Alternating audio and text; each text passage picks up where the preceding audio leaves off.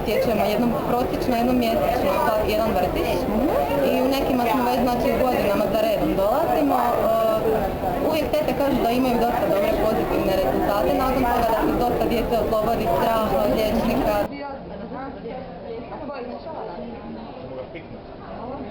Da brže to malo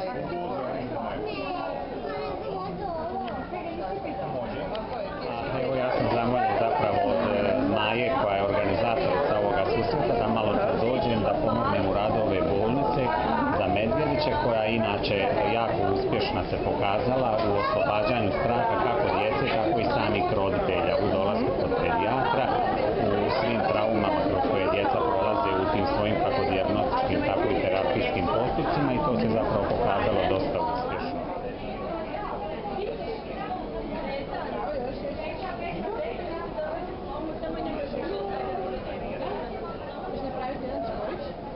Kako je David zadovoljan sa akcijom? Kako mu se sviđa? Pa vidi se da je prezadovoljan. Aha. I više se neće bojati doktora, neće? Više se ne boji, nema straha.